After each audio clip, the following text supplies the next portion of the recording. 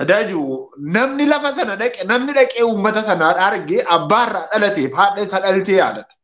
Yoo kan hin taaneetii fi bakka uummata sanaa of buusanii of ilaaluun hin danda'amu. Uummata maallaqa qabaniitiin sammuu qabaniitiin oolchuu danda'u kumaara barbaadde uummata irratti darba xabattee barbaadde kaabinee taatee barbaadde waraana taatee kumaara barbaadde uummata irra buustee teessee moo uummatatti kolfiti.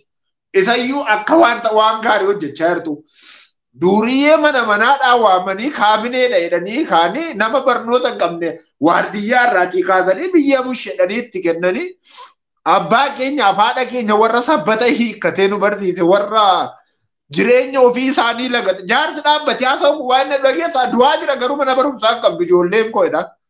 Mee kana hundumaadhaa abbaaf haadha nurratti raawwatanii gannu dhiisa normaal viidicha ilaalaan deeman utuu ta'e anaaf gaariidha namni biraan dhimma mataa taatiti kan ofii kiyya an ofii waan qabu garuu warri achi jiran sun lubbuu kiyya haa fudhatan yoo bilisoomuudhaa baatan yoo madhibee isaaniitti furamuu baatan yoo haa fudhatan jennaan waaqni deebisee gahe lubbuu kiyya yoo itti man hin galuuf uummata kanatti kana rakkatteedhani yoo itti man hin galuuf hundumtuu abshaalummaa baay'ee biyya abshaalummaan kun sobarraatii mandite kaleessa opiidiyoo irraatii dhalatanii gidduudhaatiin ODP ta'anii xammamuun balessagne jedhanii isaan ofii isaaniitti lafa ta'an ta'anii mandara gaarii siree gaarii irra rafanii jiraatu. Uummanni isaaniitti sabbata hiikkatee qabattoo hiikkate moo maqaa barbaadan itti moggaasanii itti qabatu. Uummanni kun loon qababan loon isaarra dhukkubni jiru uummata kanarra garuu dhala isaarra jiraachuu hin dandeenye. An waan siin jedhu qabu inni kaan ijoollee afur awwaala inni kaan ijoollee shan awwaala. Abbaa keenya haadha keenya moodha uummatichatti jaartiin kun amma ijoollee sadaffaa awwaalaa jirti. Inni arfaffaan gaarii irra ture waan itti yaalchifattu hin qabu. Hin boose gaalaa isheen kun haadha namaati moo haadha Oromooti moo baala muuziidhaan qabamee awwaalamaa jira namni keessa bahe yoo itti manis saba kanaatiif hin galu inni kaani kun dhimma anaaf dhimma gooti nama biraatti himuudhaatiif miti garuu akka itti uummati keenya jiru akka itti jiran miti.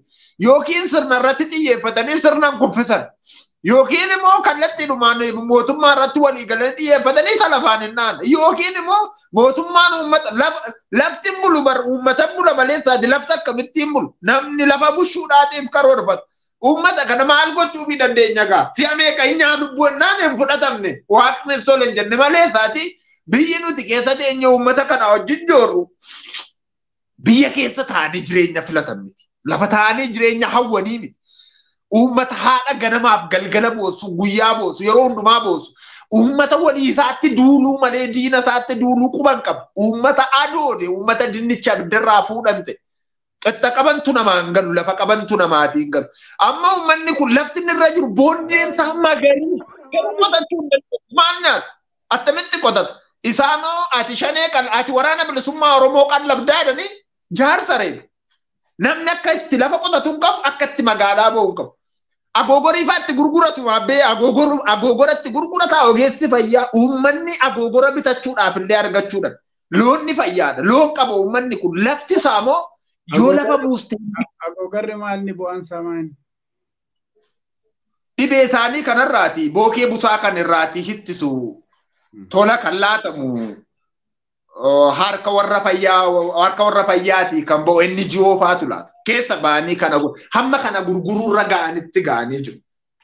Kun immoo caasaa mootummaa tokko bakka tokkootii gaafa balleessu mootummaan ani guddaa mootummaa guddaan leessa jira mootummaa guddaan yoo uummanni guddate malee taati uummata malee mootummaa maaliif jiraa miti. Noof galcha ifaman isiniin jedha. Kamma daayetu namaa kabbara kootu rakkoo.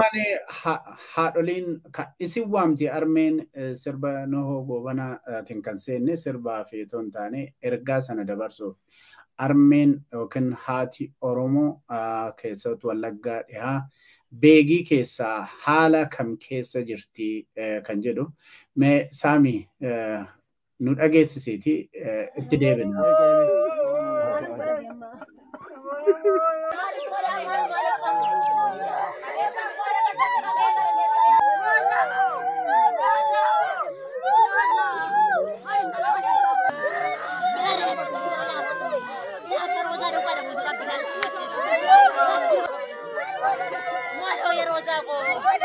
Kalau ya dia kau ini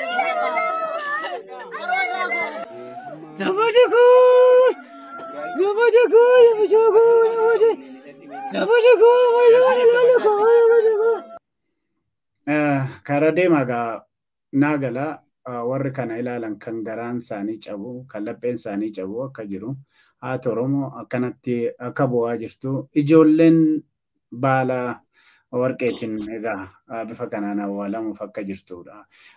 Warri itti tolee jiru warri mootummaa keessa jiru warri yoona kana waan kana ilaalu bu'aa dhiisaa gammachuu malee bu'aa keessaa ba'a akka jedhan naagala garuu haa ta'u Oromoo qe'een Oromoo bifa kanaan bu'aa keessa yeroo jiru immoo callisuun kaayyoo OMN miti kanatti fufna. Kanarraa waan jettu yoo jiraate ummata akkanatti bu'aa jiru kana ani kan hin jedhu maaliif baala warqeetiin akkanatti awwaaluudhaaf yookiin gatuudhaaf akkanatti qophaa'an jechuun awwaaluudhaaf. Habijadiin magaalaatii bitamaam kan ittiin kafanan eessaa dhaqee bitata akka nama dikee loonii gatuutti yoo baalarra kaa'anii hin ganne kara eessaa dhaqanii bitu. Eessaan deemu uummannoo magaalaa akka hin deemnedhaatiifati waboo qallabda ittiin jedhamee maqaan itti moggaafame karaa eessaa dhaqee reeffata akkamittiidhaati na awwaallata. Akka jedhin. Lammaffaa immoo ani biyya kana keessa taa'ee waan sadiitu na dhibe. Tokko kaabineen na dhibe. Lammaffaa mootummaa isa kaabinee sana ijaaretu na dhibe. Isa sadaffaa qaama siyaasarraatii walabaa biyya kana eega jedhame waraanatu na dhibe. Jarri kun sadanuu baay'ee na ajaa'ibu gaafan taa'ee isaan ilaalu. Kaabineeni biyya kanaatiif waa buusuu miti kaabineen halanaadhaa mana isheedhaaf waa buusuun baay'ee isheetti ulfaata. Kanamoo jaallattee miti. Bari kaabinoonni yeroo ammaa hundi isaanii dhalataa naannoo sanaati. Yoo begii ta'e dhalataa begii, yoo qondaala ta'e dhalataa qondaalaa, yoo najjoo ta'e dhalataa najjoo, yoo as ginniir ta'e dhalataa ginniir, yoo baalee ta'e dhalataa achitti. Akka jechuun abbaasaaf harmeesaa geggeessuuf warra barsiise geggeessuuf carraa argateetu abbaa fi haadha isaa ajjeese. Carraan kun carraa dhaloota kanarratti kufee. Kaabinoonni kun kan isaan na dhibani of jaallatu. Of jaallachuun warra nan baradheedhaniif gaariidha. Nama of jaallatetu biyya jaallataa jedhu. Soba kun ana biratti naan taane isheen kun nama of jaallate biyya jaallata ayidooloojittiin naan taane anaati. Kaabinoonni kun warra of jaallatan warra siree gaariirra maa siree gaariirra rafan hin jennu carraan siree gaariirra rafuun dhufuunsaayyuu gammachuu guddaa. Garuu uummata ofii geggeessuu dadhabuun garuu salphina guddaa. Sababni isaa dhalli kun yoo dhumte warra akkas ta'e keessaa dhala tokkollee taate malee qorichummaaf kan haftu inni. Inni taanu qaama biyya geggeessaa kaabineen ijaarradha jedhee raawwatee warra beekumsarraa bilisa ta'an ijaaretu baay'ee na ajaa'iba. Ani gocha opiidiyoo guyyaa tokko yoo waan tokko argee waan an hin beekneetii fi badii isaanii dhibba waan an lakkaa'uutiif jecha guyyaa biraa waan gaarii hojjetu jedhee waan an hin eeginiif amma irraatti waan gaarii isaan hojjetan hin argine. Amma begii keessaati dhugaa namaan dabsu hin jallisu otuun hin galateeffatin kanan hin darbine ogeessota fayyaa warra ogeessota fayyaa ta'an hospitaala begii utuun hin galateeffatin hin darbu. Dandeettii isaanii tokkoyyuu hin qusan garuu waan jiru uummataaf godhu malee waan hin jirre uummataaf maal godhu. Magaalaa keessaa baanee akka isaan uummata isaanii yaalaniif carraan hin laatamneef kana maaliin argite kan jedhuudhaatiifan hospitaalicha keessa ooleen bulu. Akkan ta'e ta'een oolee bulu. Halkan maal akka hojjetan guyyaa maal akka hojjetanin ilaala taa'e.